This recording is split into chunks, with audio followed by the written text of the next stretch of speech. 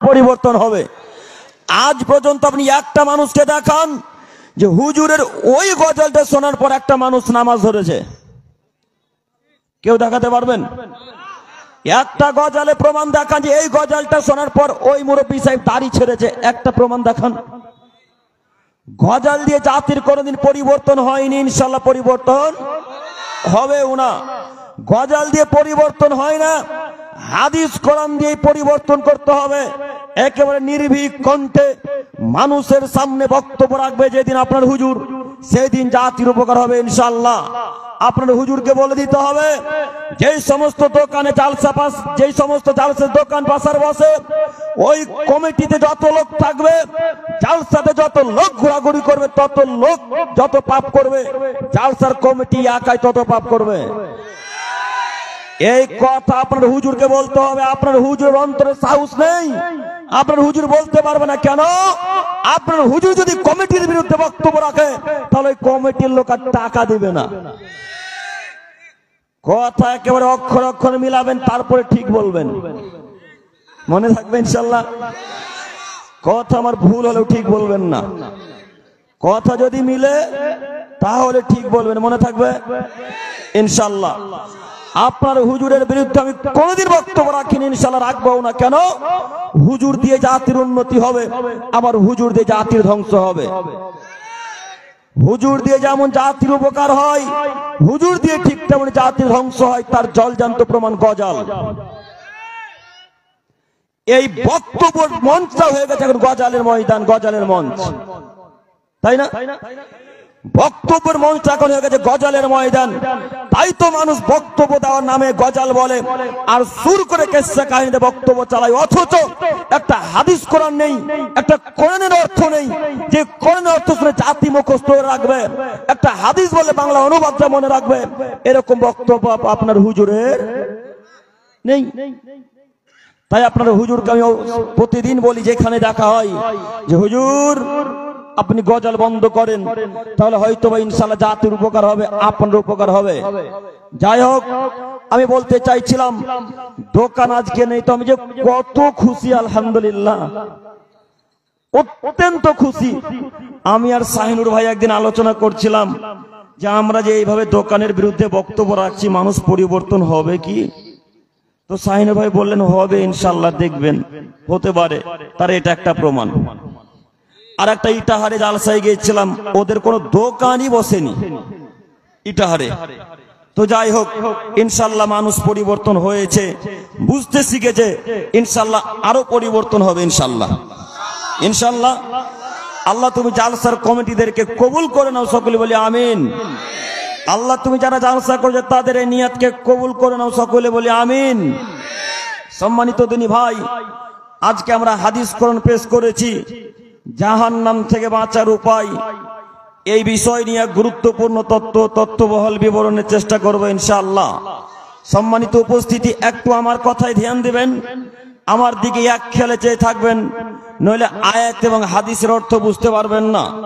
সম্মানিত দিনী ভাই, সম্মানিত মা ও বোনেরা, জাহান্নামের অতীব ভয়াবহ দৃশ্য থেকে, জাহান্নামের অতীব ভয়াবহ কঠিন আগুন থেকে যদি বাঁচতে চান, জাহান্নামের অতল গহ্বর গভীরে যদি আমরা যেতে না চাই, তাহলে যে কোনো মূল্যে আমাদেরকে আল্লাহ এবং তার রাসূলের দেওয়া পদ্ধতি গ্রহণ করে নিতে হবে।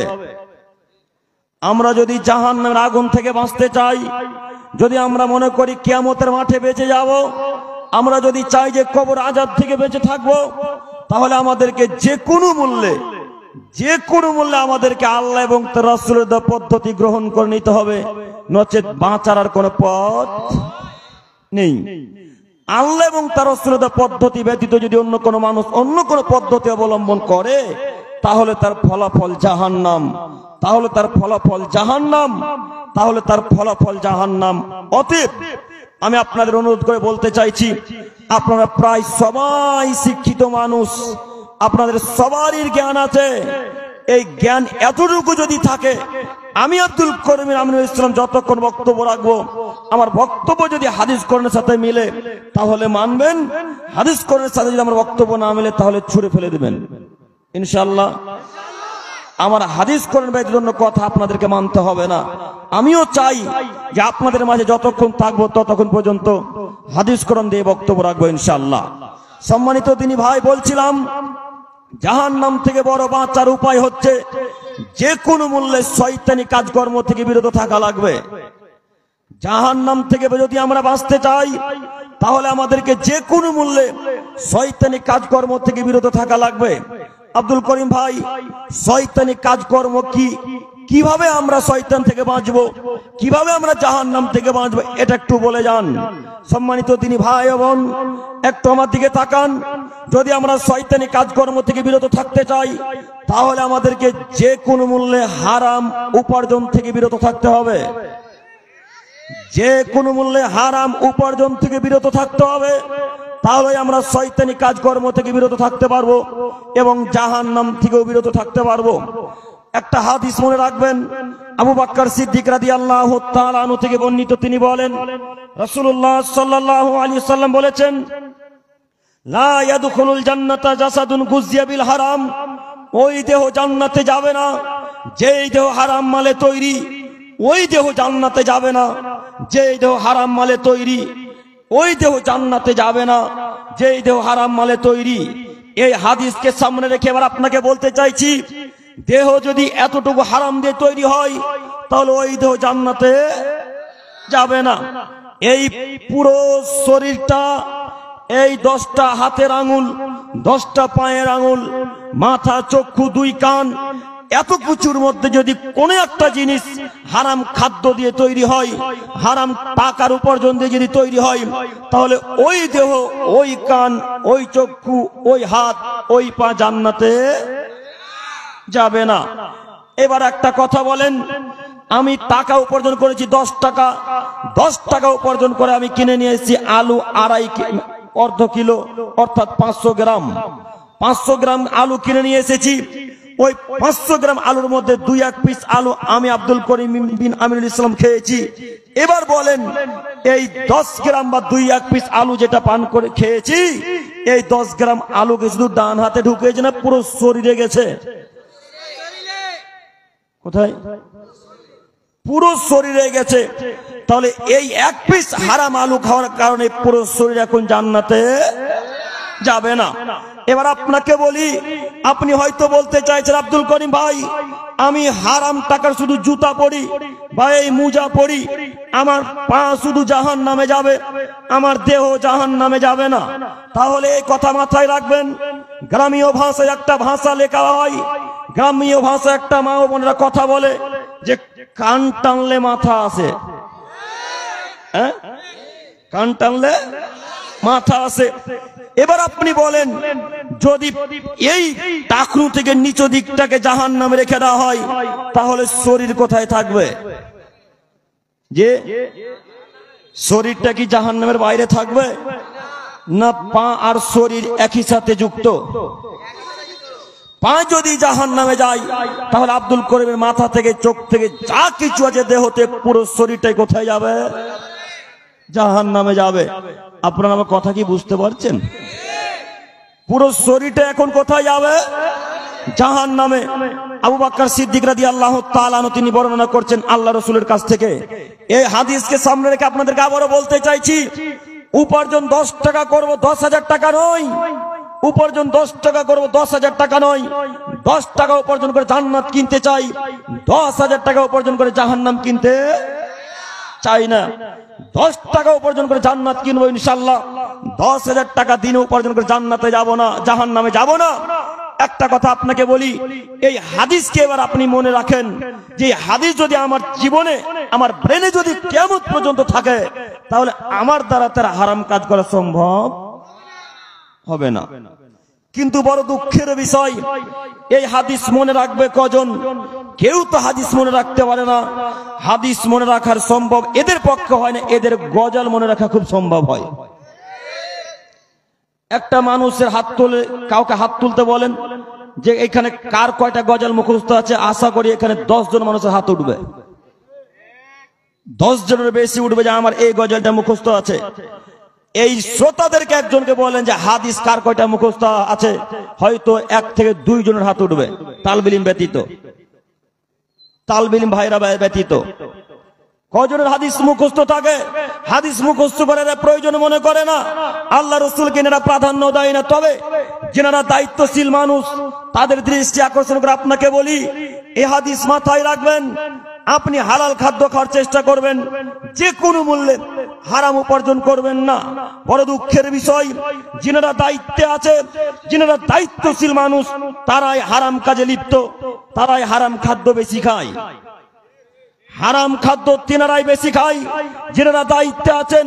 আব্দুল করিম ভাই, আপনি আমাদের উত্তর দিনাজপুর বারহাসে এসেছেন, কথা হিসাব করে বলবেন, নইলে আপনি এখান থেকে যেতে পারবেন না। জি, কথা হিসাব করে বলতে এসেছি, আপনি আমার কথার সাথে কথা মিলিয়ে নেবেন। শুধু আপনাকে বলছি, আপনি দায়িত্বশীল মানুষ, আপনি হারাম কাজে লিপ্ত হবেন কেন? আপনি দায়িত্বশীল মানুষ, আপনি হারাম কাজ করবেন কেন? আপনি দায়িত্বশীল মানুষ, আপনি সুদের মতো জঘন্য পাপে লিপ্ত হবেন কেন? আপনি দায়িত্বশীল মানুষ, মুদিখানায় বিড়ি বিক্রয় করবেন কেন? আপনি দায়িত্বশীল মানুষ, মুদিখানায় গাঁজা বিক্রয় করবেন কেন? আপনি দায়িত্বশীল মানুষ, মুদিখানায় তিরঙ্গা বিক্রয় করবেন কেন? তিরঙ্গা বিক্রি করা হারাম, তিরঙ্গা বিক্রি করা হারাম, তিরঙ্গা বিক্রি করা হারাম, একেবারে হারাম, পুরোপুরি হারাম, টোটালি হারাম। দেখি কোন মায়ের বেটা বলতে পারে তিরঙ্গা বিক্রি করা যায়? বলেন, যারা দায়িত্বশীল মানুষ তাদের পরিবারে এগুলো চলে কিনা? কথা বলেন, যারা দায়িত্বশীল মানুষ তাদের পরিবারে চলে কিনা? তাদের পরিবারে এই সমস্ত কাজকর্ম বেশি চলে। আরো দেখতে পাবেন, যারা দায়িত্বশীল মানুষ তাদের হাতে সিগারেট আছে। হ্যাঁ, যে জোরে চেঁচাচ্ছেন আমি তো ভয় খেয়ে যাবো। হ্যাঁ, যারা দায়িত্বশীল মানুষ তিনারা কি করে? সিগারেট পান করে। তাদের পকেটে দেখবেন বিড়ি আছে, তাদের পকেটে দেখবেন গুল আছে। আর বরিন্দা বুঝেন আপনারা কি? বরিন্দা, লঙ্গির বরিন্দা বুঝেন নাকি? হ্যাঁ, এইখানে দেখবেন তা মাঝে মাঝে গুল গোজা থাকে, থাকে তো। হ্যাঁ, এগুলো মানে সবই হালাল নাকি? শেষ সবই হালাল এগুলো নাকি? মাকরু মানে, মাকরু মানে, মাকরু মানে তো খারাপ, অপছন্দনীয়, তাই না?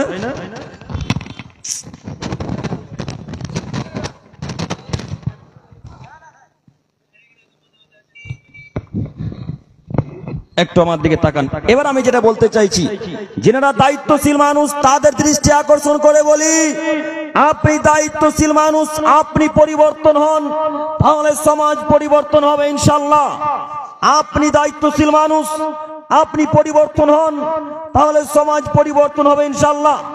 আপনি লোকের সম্মুখে, জনগণের সামনে দাঁড়িয়ে দাঁড়িয়ে সিগারেট পান করেন, আবার আপনি নেতাগিরি করেন।